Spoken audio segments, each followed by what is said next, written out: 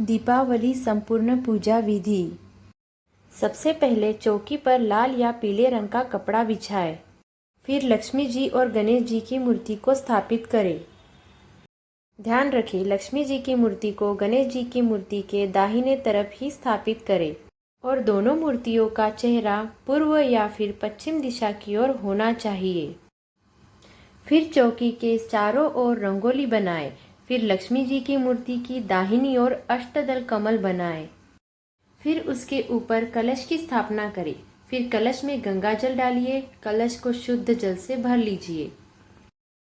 फिर उसके बाद उस कलश में एक सुपारी डालिए, एक हल्दी डालिए, एक सिक्का डालिए और कुछ चावल और एक फूल डाल दीजिए। उसके बाद 5 पान के पत्ते लेकर उस कलश में सजा दीजिए।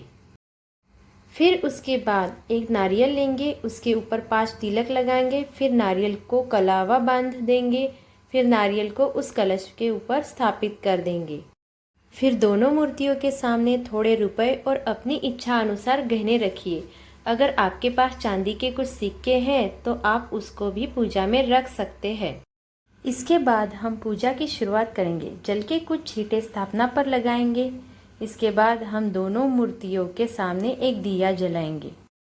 साथ ही थोड़े से चावलों का आसन देकर हम एक अखंड दिया जलाएंगे जो कि रात भर जलता है। उसके बाद हम सभी को तिलक करेंगे।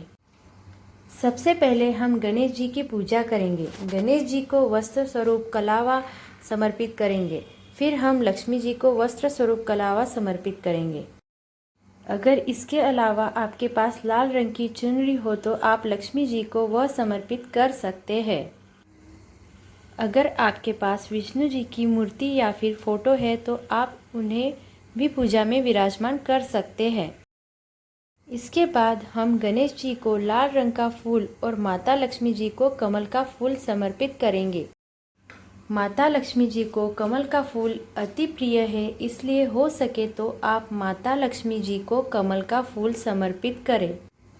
इसके बाद हम लक्ष्मी माता जी को सप्तधान चढ़ाएंगे। इसका मतलब हम 7 तरह के अनाज लेते हैं, जिसमें आप गेहूं, चावल, धनिया और बाजरा, मूंग, तिल, चने चढ़ा सकते हैं। फिर लक्ष्मी माता जी को पान के पत्ते के ऊपर भोग समर्पित करें। क्योंकि लक्ष्मी माता को धान की खील अति प्रिय है तो लक्ष्मी माता जी को धान की खील का भोग चढ़ाया जाता है।